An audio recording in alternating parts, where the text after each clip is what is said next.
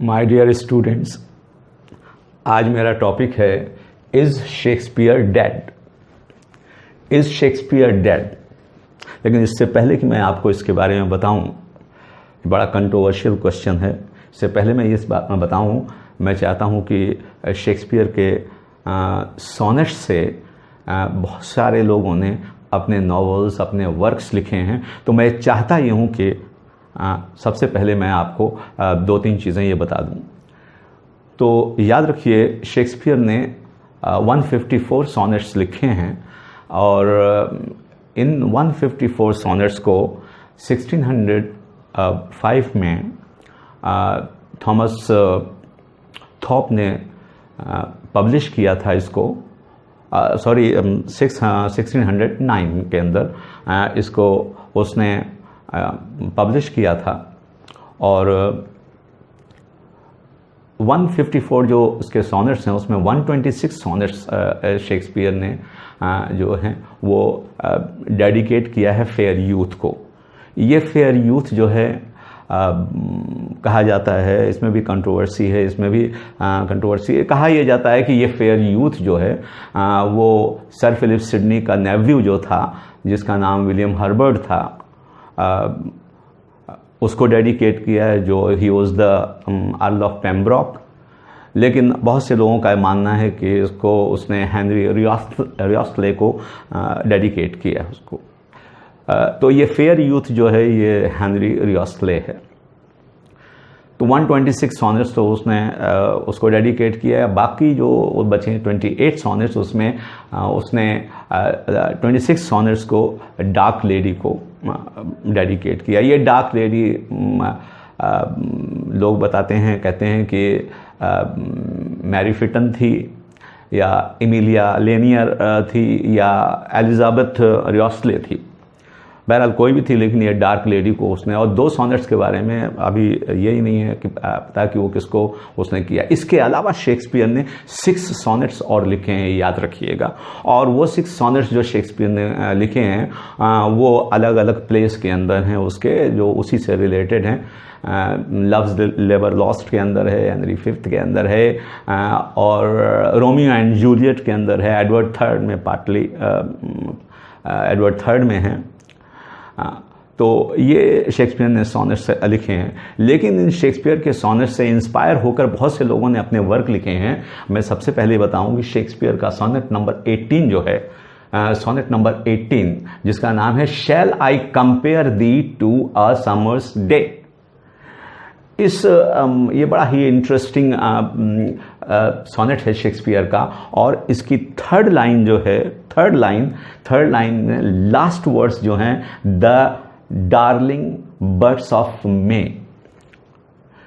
ये darling birds of May H.E. Bates को, जो एक इंग्लिश नॉवेलिस्ट थे जो 1905 में पैदा हुए थे और 1974 में जिसकी डेथ हो गई थी, इन्होंने एक नॉवेला लिखा है, नॉवेला।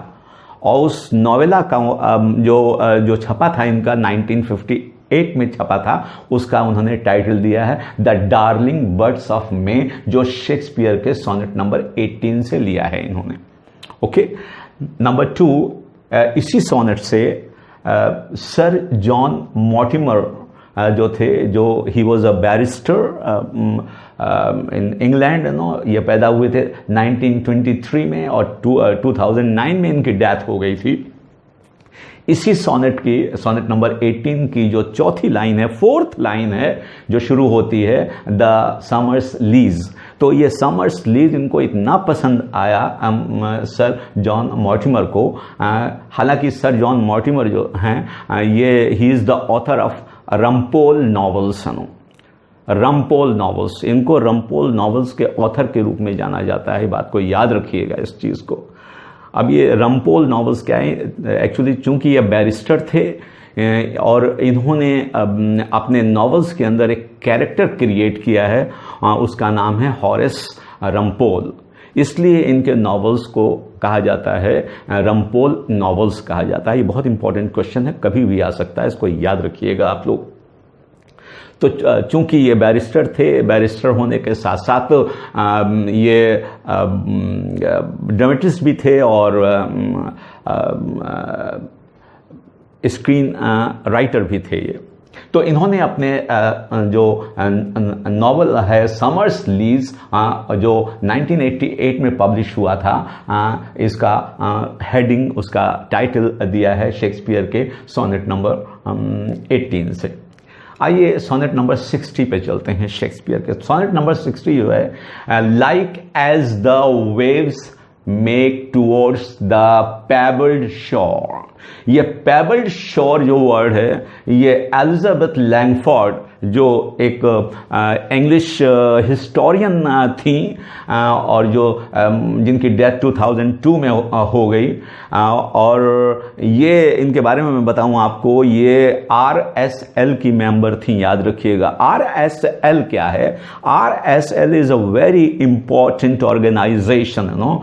R का मतलब होता है royal, R for royal, S for society of literature, royal society of literature. Royal society of literature ये इसकी मेंबर थी, और ये रॉयल सोसाइटी ऑफ लिटरेचर, याद रखिएगा, was founded by George fourth.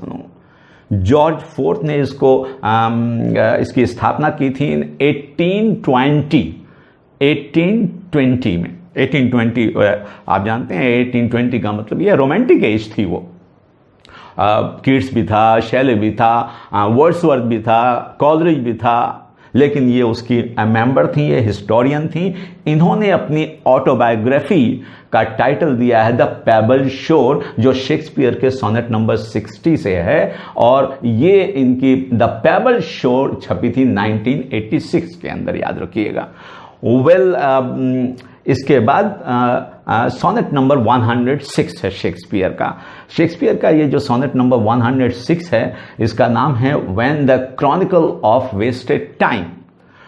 और इससे बहुत ही ज़्यादा इम्प्रेस होकर थॉमस मैलकॉम मैगरिज, जो कि इंग्लिश जर्नलिस्ट थे, इन्होंने अपनी ऑटोबायोग्राफी लिखी है, जिसका फर्स्ट वॉल्यूम का नाम इन्होंने रखा है क्रॉनिकल ऑफ वेस्टेड टाइम, यानी क्रॉनिकल ऑफ वेस्टेड टाइम, जो शेक्सपियर के सोनेट नंबर 106 से लिया गया है। और एक इंटरेस्टिंग बात आपको मैं और बताऊं कि आज आप जानते हैं कि कोरोना वायरस पेंडेमिक जो फैला हुआ है, और ये जब ये वुहान से निकल के और दूसरे देशों में पहुंचा, और ये अमेरिका में जब पहुंचा, तो अमेरिका में एक बहुत ही फेमस एक्टर हैं, बहुत ही रिनॉन्ड एक्टर हैं, और वो स्टार ट्रैक एक्टर हैं, याद रखिएगा। उनका नाम है सर पैट्रिक स्टीवर्ट। वो क्वारंटीन में चले गए। जब वो क्वारंटीन में चले गए तो उन्होंने सोचा कि मैं टाइम कैसे बिताऊं, तो क्वारंटीन में आइसोलेशन में जाने के बाद उन्होंने शेक्सपियर का जो पहला सोनेट रिसाइट किया, जो कि इंस्टाग्राम और यूट्यूब पे बहुत ज़्यादा वायरल हुआ है। आप देखिएगा उसको। तो वो कौन सा सोनेट था, वो जो उनको बहुत पसंद था, एक्चुअली वो सोनेट नंबर 116 है, जो मुझे भी बहुत पसंद है। अब आप 116 क्या है? It's very beautiful sonnet. कहता है कि let me not to the marriage of true minds admit impediment, love is not love which alters when it alteration finds, or bends with the remover to remove. Oh no, it is an ever fixed mark that looks on tempest and is never shaken. So on and so forth. बहुत interesting sonnet है। इस sonnet के अंदर Shakespeare ने बताने की कोशिश की है कि love is superior to beauty, love is superior to beauty. हालांकि ब्यूटी जो है is the best product of time, याद रखिएगा, बेस्ट प्रोडक्ट ऑफ टाइम। लेकिन वो टाइम इतना क्रूअल होता है कि इस ब्यूटी को भी वो डिस्ट्रॉय करता है। Beauty dies with the passage of time, खत्म कर देता है। और अब मैं एक बात बताऊं कि जब वक्त का तमाचा इस ब्यूटी के ऊपर पड़ता है तो उसकी हालत वैसे ही होती है जैसा कि आपने जामुन खाया होगा, तो जामुन में नमक छिड़क दिया जाए, वो तो वेंडर हिला के जो देता है ना, तो जो हालत जामुन की हो जाती है वही ब्यूटी की होती है। Why? Because beauty is a 9 days wonder, 4 दिन की चांदनी फिर अंधेरी रात। किसी ने सही कहा है कि गोरे रंग पे ना इतना घुमान कर गोरा रंग 2 दिन में ढल जाएगा। We should not be proud of our beauty. तो love is superior to beauty, but याद रखिएगा लव भी बड़ी खतरनाक चीज होती है। डोंट इसके चक्कर में मत पड़िएगा। मैं कहा करता हूं कि fall from tree tops, fall from above, fall from anywhere but never fall in love. Shakespeare कहता है ना मर्चेंट ऑफ वेनिस में, tell me where is fancy bred, और इन द हार्ट और इन द हेड। बताओ बताओ मोहब्बत कहाँ से पैदा होती है? हार्ट से पैदा होती है, हेड से पैदा होती है। फिर शेक्सपियर कहता है नहीं नहीं, ये तो आंखों से पैदा होती है और आंखों में खत्म हो जाती है। No, I don't agree with Shakespeare. मोहब्बत आंखों से नहीं पैदा होती है, बिल्कुल नहीं पैदा होती है। याद रखिएगा, a man falls in love through eyes, a woman through years. उसकी तारीफ करते जाइए, आप खूब तारीफ कीजिए और वो आपसे, आपके प्रति अट्रैक्ट होती चली जाएगी। तो वो लोग जो अपनी पत्नियों से दूर रहते हैं उन्हें खूब तारीफ करनी चाहिए, ताकि क्योंकि वो सुनना पसंद करती है, वो सुनना पसंद करती है, कान की बात सुनना पसंद करती है। तो और मैं कहा करता हूं, मेरा कॉन्सेप्ट ये है कि मोहब्बत कैसे पैदा होती है। याद रखिएगा, love is born out of association and appreciation. साथ साथ रहने से, एक दूसरे की तारीफ करने से मोहब्बत पैदा होती है, याद रखिएगा। बहरहाल मेरा टॉपिक नहीं है। तो शेक्सपियर ने इस सोनेट के अंदर ये बताया है कि love is superior to beauty.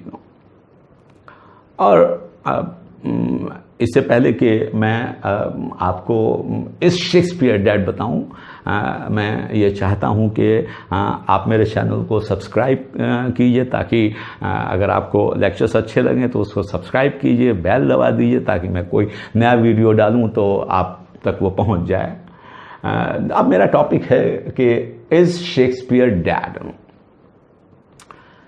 तो इस शेक्सपियर डेड जो है, ये एक अमेरिकन नॉवेलिस्ट है जिसका नाम है मार्क ट्वेन। मार्क ट्वेन ने अपनी सेमी ऑटोबायोग्राफी जो लिखी है, उसका टाइटल उसने दिया है is Shakespeare dead. Thank you very much.